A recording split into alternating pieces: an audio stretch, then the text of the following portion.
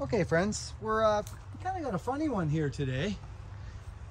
These cherries are leaving, but when this is interesting, and I urge folks to look at these types of things if you're fallen mainly.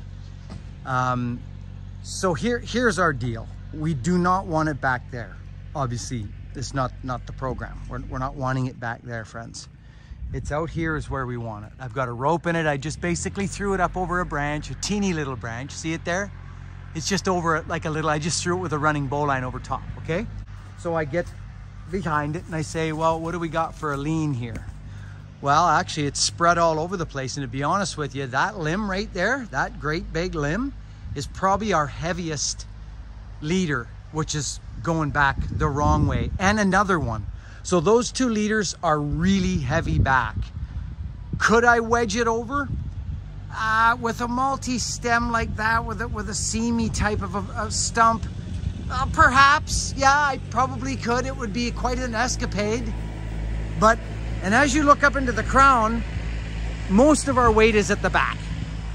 Okay, Frank's gonna take up preload, and I'll show you how much we're gonna put. I don't want him to pull. All I want is this is a safety line. That's it, right there. Perfect. So friends, all he has done is basically became a safety line if something went goofy, that if it decided to go backwards, it couldn't. So friends, what I'm doing here is I'm just actually adding a bit of forward lean in this tree. I'm just cutting up this big leader. You'll see it move just slightly, and it just throws the lean into our lay a bit. Just helps the whole process because it's a multi-stemmer. So if I can get some of those moving forward further than they are now, it helps our lay.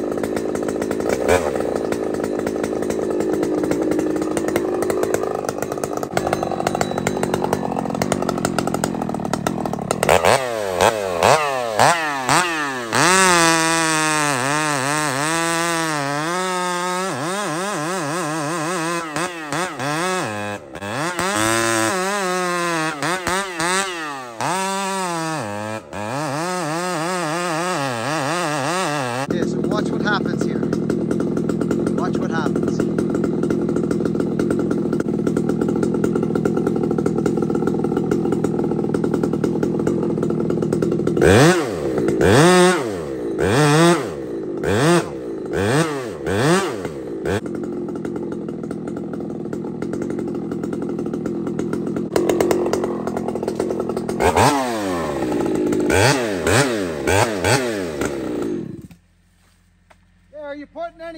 Are you putting any pull on her?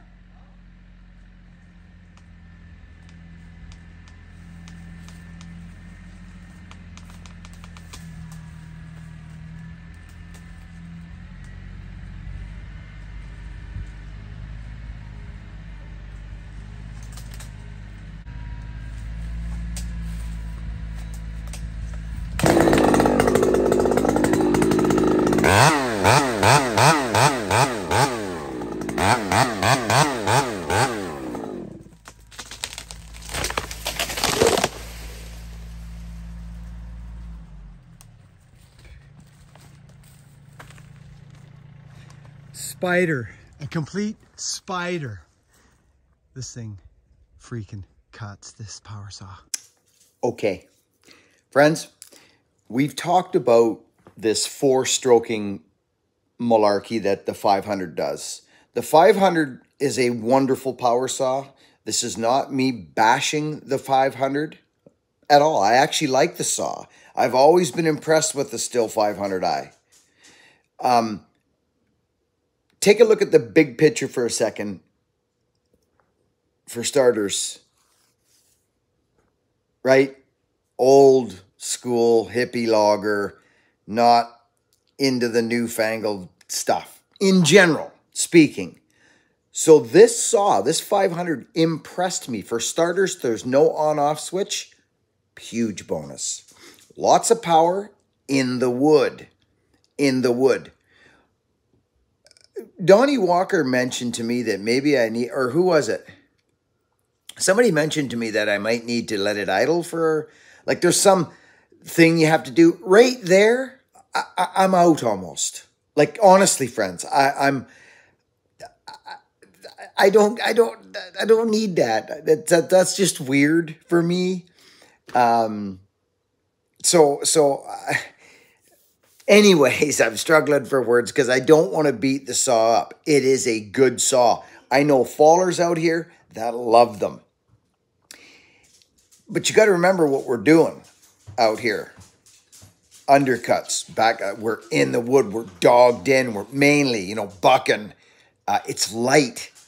Guys like it because it's light, it's got power, throttle response is there. But this four-stroking thing, I know I'm not the only person who notices it and deals with it, because I've heard, and I want to hear you guys in the comments talk to me about this, okay? You've got to be super sharp.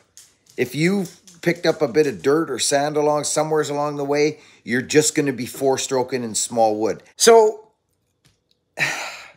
in this video, I show again why I'm not a 500 guy. In the wood, it's fine. Now, I think it was Don Walker that said that I need to do that thing where you let it idle or something for 30 seconds I don't know, but I ain't going to do it. I just ain't going to do it. I'm actually thinking about wrapping it up in a box with the bark box and the Egan straight shot, all of it in a box, and raffling it off and giving it to a charity. I've never done raffles, ever. I've not done any of that type of stuff. But if someone can benefit from this, I mean, I could give the saw away and the person who gets the saw benefits.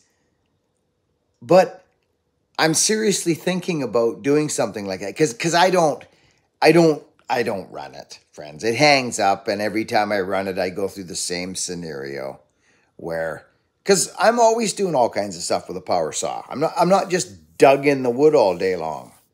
So I'll show you again in this video, friends, why I'm not a 500 guy. I'll just show you. I've been doing some experimenting on my filing, friends. Out of the box. Right? Out of the box.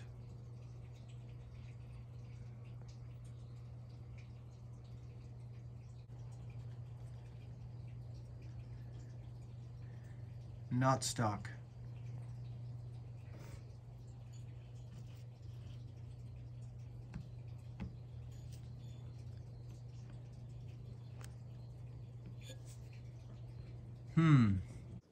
Just for my own knowledge and stuff to, you know what I mean? Let's get back at it. Okay, friends, I'm just going to run this Hot Rod 371 here with the old ram horn muffler in small wood, just to give you a sound and a feel for what's going on right here. You'll notice the throttle response in small wood is just like crack. You're limbing. When you're limbing, you're bent over. You're stooping. So the less time you can be out there and the quicker you can crack that limb off the tree, the better you're going to be. Then we grab the 500 and we go and we do the same thing. And I just want you to listen and watch.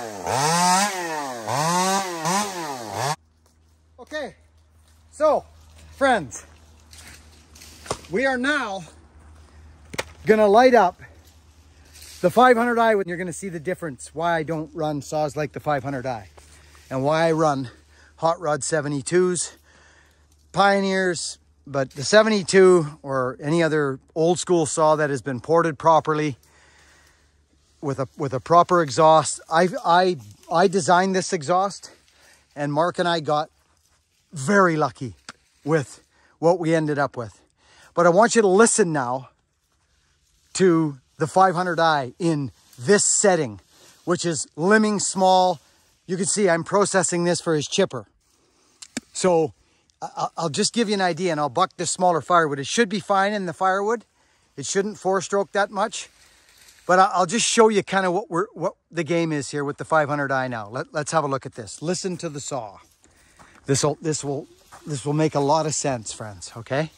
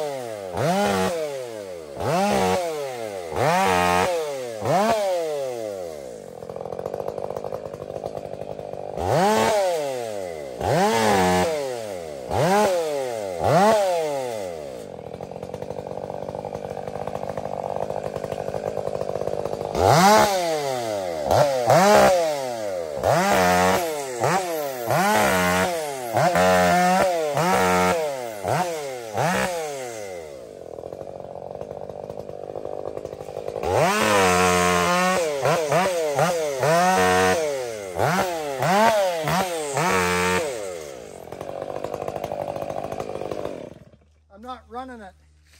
I'm not doing it. You see what I'm saying, friends? Did you hear that? That's not my gig. Just not into it.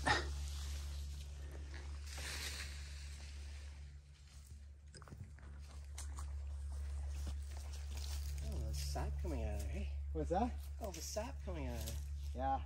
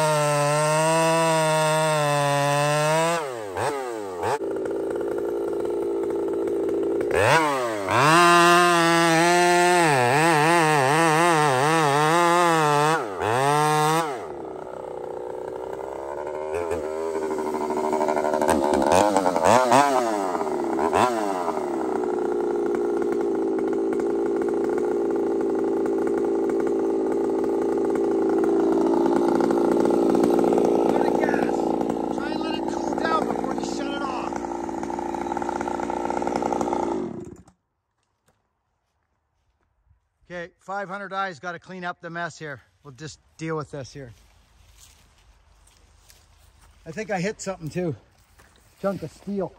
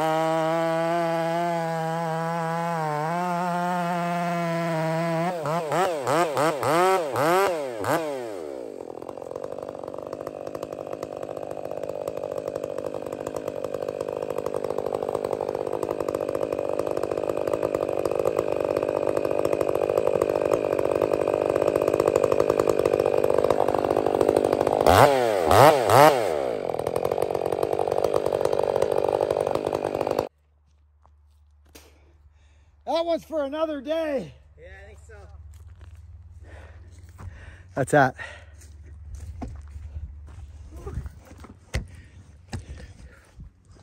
Well, Frank, look at this guy go. I think we picked the warmest day. You know. This guy don't play around. He can hang out with the 19, 20-year-old fellas all day long. Hi. He worked hard. That's what it's all about, to keep the old guys going. We need to do this, to sweat to pour, to heart to pump. We need it, friends. Don't we? Hey, Franco? That's right. And make sure and go checked out. Good. So, it's a great saw. It is. It's a great saw. It loves a grind, like it loves a hungry chain.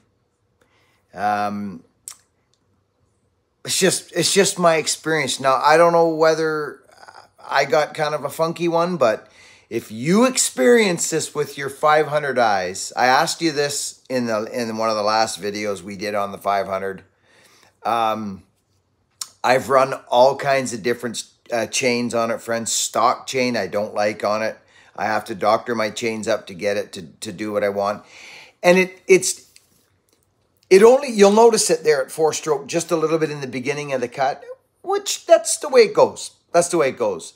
And I'll bet you there's some saws out there that maybe don't even do that, 500. Maybe I got one that just does it more than others. I'm not sure. I don't know, and I'm not really interested in finding out when I got that other thing there, that orange one.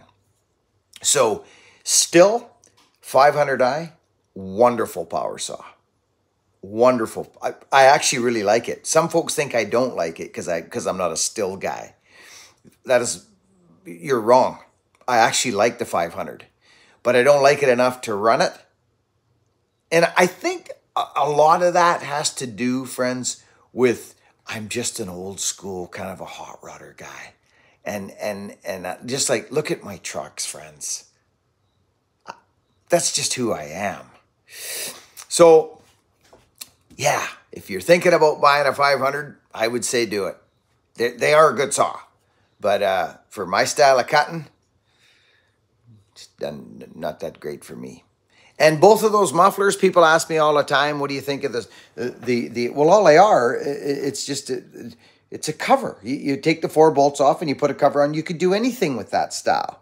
So what I do know is the BarkBox did change the saw. We had it stock. Remember that video? I think it was one of my first 500 videos. It was with the Shaw and Hogan and Donnie Walker showed up.